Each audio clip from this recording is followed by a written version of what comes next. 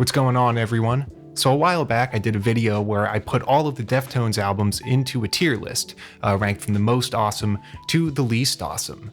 And in the time since I put out this video, Deftones dropped a new album, Ohms. So I figured it would be cool to do a little bit of a breakdown review of the album and then place it in the tier list and see where it stacks up when it's compared to the other Deftones offerings. If you haven't seen my original Deftones tier list video, hint hint, links in the bio, this was my original tier list.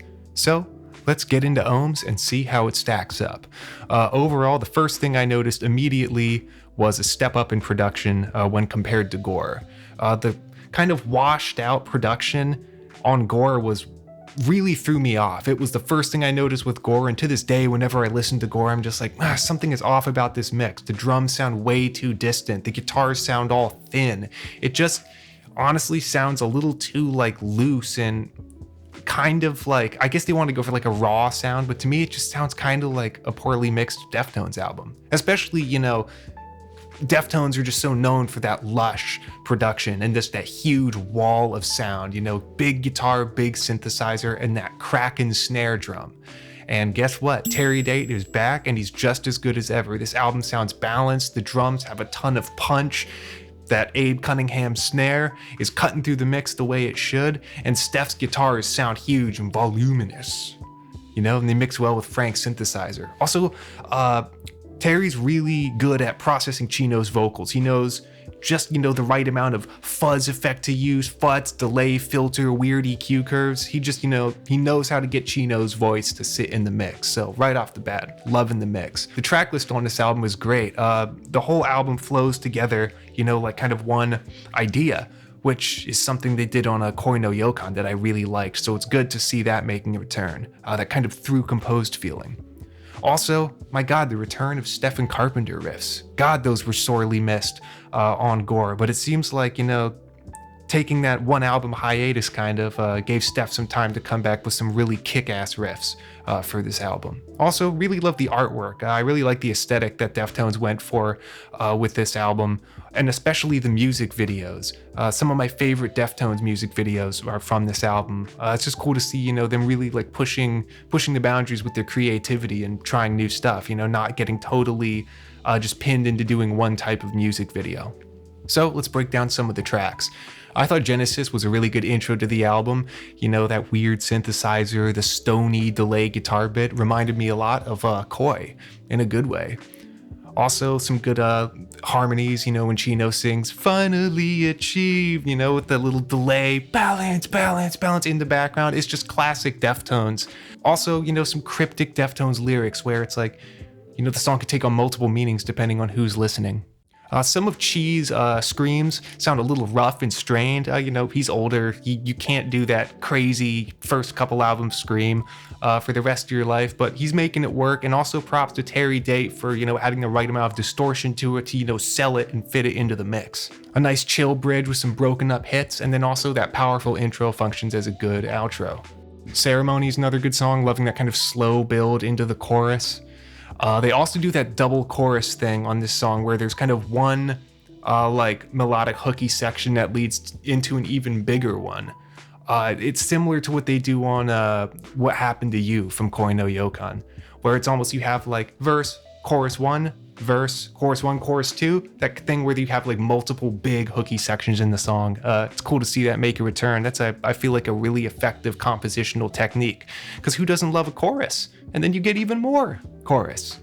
It's good. Again, the music video for this song kicks ass, and this has that kind of classic Diamond Eyes vibe where it's kind of cruising along, heavy and definitely rocking, but still kind of cool and understated. Something the Deftones are very good at.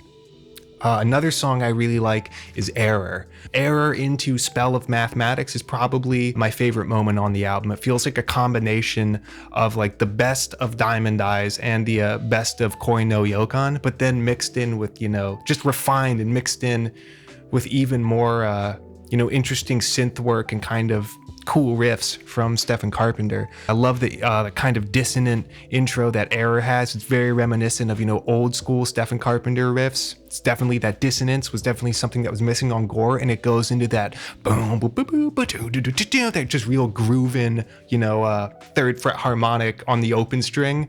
Chino's doing some nice kind of sexy melodic vocals over this grooving riff, where Abe and Steph are just locked in, and to me, like that is the Deftones sauce right there. That is, kind of the sound that they perfected on like Diamond Eyes. And it goes into a nice chorus, a chorus with like a solid hooky melody, and then it explodes into a Koi no Yokan style bridge, with Stefan and Abe doing these big melodic hits, and it's in this kind of happy major key with big synthesizers behind it, and it contrasts nicely with the kind of darker, edgier sounding riff. And to me, yeah, this song Error, it's like a combination of best of Diamond Eyes and best of Koi no Yokan. Really is an amazing song. Also, Spell of Mathematics has some cool layering in the verse, and the way it builds into this atmospheric chorus is awesome. The chorus vocal melody is super layered. It sounds like they had Chino do a bunch of takes. I don't know if they also have like some VSTs in there kind of filling out his chorus melody, but it just sounds huge and stony and trippy. But also, it sounds dark too. It's in kind of like a minor key, and it has this like eerie quality to it that's really cool and kind of, unique to Deftones. It's, again, they're doing that thing where it's heavy and it's slamming, but it's also tranquil. Like you feel like you're floating in the deep end of a pool, in the middle of the night. It's crazy. It's really good. Definitely check that song out. Also, hey, they put a clap track in the bridge. Who doesn't like a clap track? Come on. I really enjoyed Headless. It's kind of like Deftones gone Tool.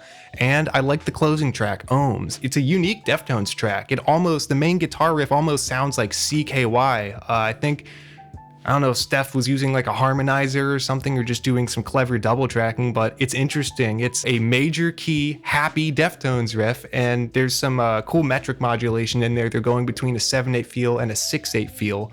And that's where Abe Cunningham really shines. He's doing some kind of complex mixed meter stuff, but it never feels forced. It never feels corny. It just feels completely natural, because Steph and Abe are just so good at, integrating mixed meters. So yeah, interesting stuff. Here are some closing thoughts before I put it on the tier list.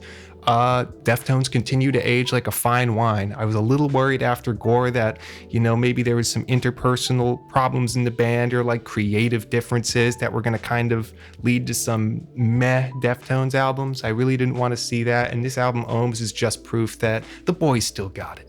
They're not going anywhere. They're still absolutely killing it, and their sound just continues to refine, but stay relevant and interesting. That being said, there were a couple tracks on here that felt, to quote Fantano, a little bit like Paint by Number Deftones, like Pompeii, Link is Dead, Urantia. Good songs, nothing wrong with them, but they just didn't jump out and grab me the way some of these songs did. I think you could have maybe trimmed 2 or 3 of these songs. And finally, we miss Stephen Carpenter, and it's good to have him back on these albums. He's been playing the same power chord with an added 9th on top since like 1995, and he keeps finding new and interesting ways to do it that write great songs. What's his secret? Who knows?